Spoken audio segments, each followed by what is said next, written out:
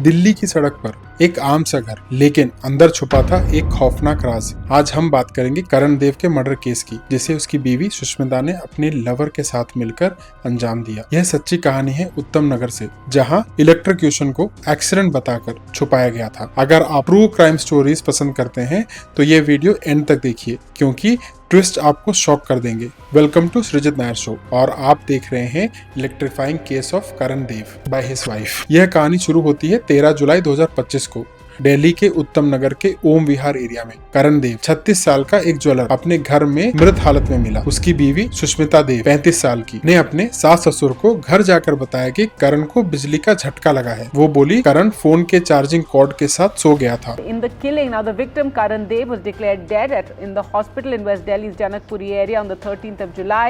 At the time, his wife claimed he had suffered an accidental electric shock at home.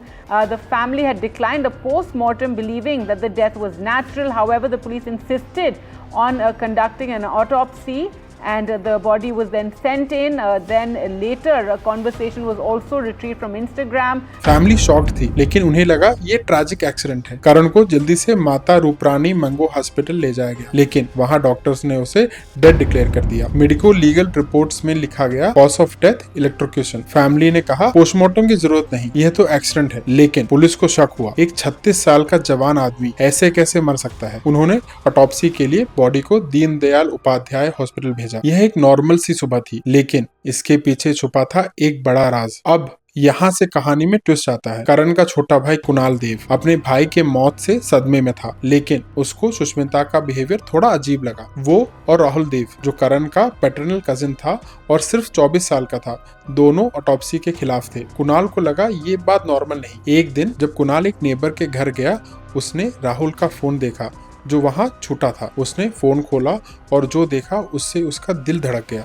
Instagram और WhatsApp chat में सुष्मिता और राहुल के messages थे, जिसमें वो करण को मारने का प्लान बना रहे थे। यह चैट्स इतने खौफनाक थे कि कुणाल ने तुरंत उन्हें रिकॉर्ड किया और पुलिस के पास ले गए। चैट्स में सुष्मिता लिख रही थी, मैंने उसको 15 स्लीपिंग पिल्स खाने में मिक्स कर दिए, लेकिन वो मर नहीं रहा। 3 घंटे हो गए, नो वॉमिटिंग, नो डेथ, अब क्या करूं। राहुल ने जवाब दिया, यार अगर कुछ समझ नहीं आ रहा हो तो उसको शॉक दे दो। सुष्मिता ने पूछा, शॉक के लिए कैसे ट्राई करूं। राहुल बोला, टेप से बांध दो। यह मैसेज पढ़कर कुणाल का खून ठंडा हो गया। उसने तुरंत पुलिस को इन्फॉर्म किया। I had preserved this conversation on video. The message revealed the accused had mixed 15 sleeping pills in Karan's food on the night of 12th July. And when the sedatives failed to take immediate effect, in fact, that is when Sushmita grew anxious. So it's in fact very sinister. और investigation ने एक नया रुख ले लिया। Delhi police के Dwarka division के DCP Ankit Singh ने केस को सीरियसली लिया। फॉरेंसिक टीम और क्राइम ब्रांच ने करण के घर का इंस्पेक्शन किया। उन्हें पता चला कि कोई भी फॉल्टी अप्लायंसेस या वायरिंग नहीं थी, मतलब ये इलेक्ट्रिक्यूशन एक्सीडेंट नहीं था। ऑटोप्सी रिपोर्ट ने कंफर्म किया कि करण के स्टोमक में स्लीपिंग पिल्स थे और डेथ इलेक्ट्रिक शॉक से हुई थी। पुलिस ने सुष्मिता और राहुल को कस्टडी में लिया। इंटेरोगेशन में दोनों ने अपना गुनाह कबूल किया।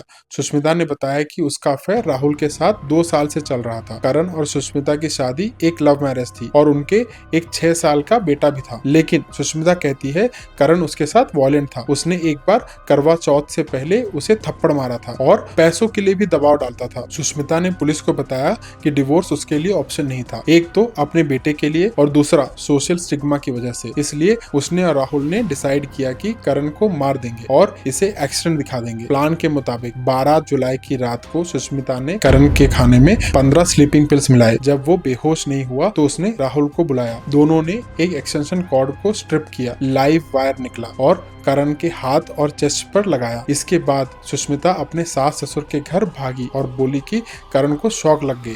फैमिली ने उसको हॉस्पिटल ले जाने की कोशिश की, लेकिन तब तक बहुत देर हो चुकी थी। अब ये केस अपने क्लाइमैक्स पर था। 16 जुलाई को कुणाल के दिए एविडेंस के बाद पुलिस ने मर्डर केस रजिस्टर किया अंडर सेक्शन 103 ऑफ भारतीय न्याय संहिता। सुष्मिता और राहुल को अरेस्ट कर लिया गया। उनके फोन से 90 से ज्यादा मैसेजेस रिकवर हुए, जो साफ दिखा रहे थे कि ये प्लांट मर्डर था। नेबर्स ने भी कंफर्म किया कि राहुल अक्सर रात को करण के घर आता था, जब करण अपने ज्वेलरी शॉप या कॉल सेंटर जॉब के लिए बाहर होता था। यह अफेयर किसी से छुपा नहीं था, लेकिन मर्डर का प्लान किसी को नहीं पता था। करण की मां नीरू ने बताया कि उन्हें ये सब क्रिमेशन के बाद पता चला, जब कुणाल ने ये चार्ट्स दिखाए। सुष्मिता ने कन्फेशन में कहा कि राहुल उसको ब्लैकमेल कर रहा था, लेकिन पुलिस अभी भी इन्वेस्टिगेशन कर रही है कि क्या फाइनेंशियल मोटिव्स भी थे, जैसे करण की प्रॉपर्टी या बिजनेस। यह केस सिर्फ एक मर्डर की कहानी नहीं, बल्कि एक वेकअप कॉल है। प्यार, विश्वास और फैमिली के नाम पर कभी कभी सबसे बड़ा धोखा छुपा होता है। सोशल मीडिया जो हमें अपनों से जोड़ता है, कभी कभी क्राइम का एविडेंस भी बन जाता है। करण देव के साथ जो हुआ